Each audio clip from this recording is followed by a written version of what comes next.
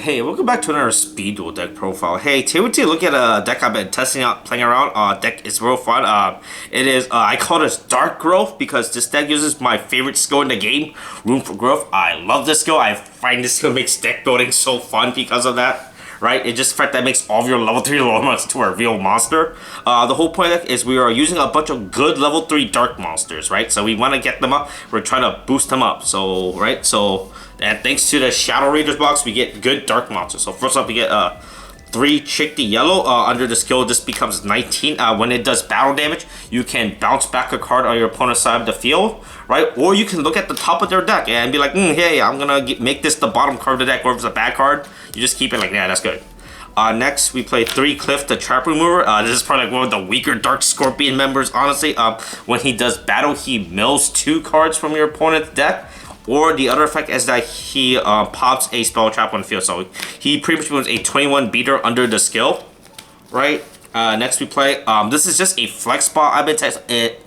We play 3 Gatekeepers Recruited because it turns out within the level 3 dark or level 3 lower dark category, the card pool is very small. Besides from the Dark Scorpion, there's like no other good. It's just Gatekeepers Recruiter. I thought New Doria was a level 3. I thought Dark Jerry was level 3. Turns out they are both level 4s, and it just made my deck building process worse. So, you just play Gatekeeper's Recruiter under the skill, he becomes 21, basically. He's just a 21 beater. And then when he dies, he recruits himself, because that's the whole point, get it? He's Gatekeeper's Recruiter. He recruits himself, right? So you literally play him because he just searches himself, right? Next we play,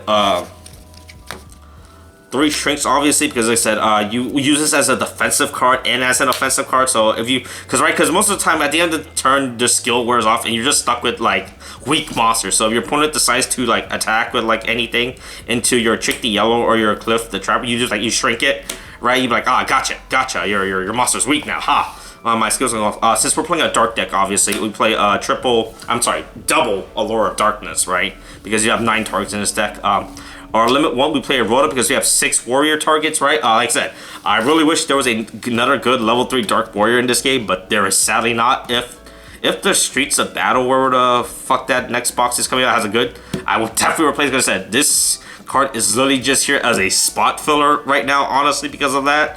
Because there's like no other good level 3 dark targets for us to play. 3 Night Beams, you lose the back rows, right? You're something a bunch of, you're attempting to attack with weak guys, right? And then next we play for our limit 3, 3 Floodgate Trap, because I said your guys are very weak and they cannot do a lot, right? Because of that reason. And yeah, so it's like, it's fun. Obviously there's a lot of views because of how small your guys are. Like your opponent literally summons anything with 2200 defense. You just straight up lose because this deck has no way to get rid of a 2200 defense monster, right?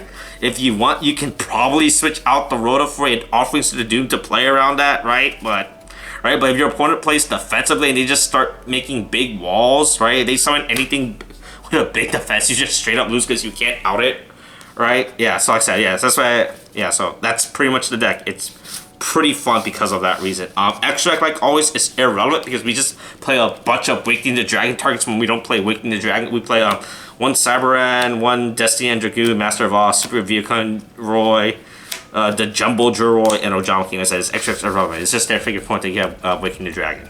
Right, but like I said, I just love playing Room for Growth. I just love this skill. This is definitely one of my favorite skill in Speed Duel because it just offers so much creativity of what you can do, right, with it.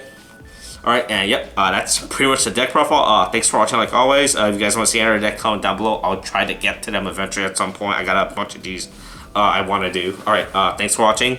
Okay, thanks, bye.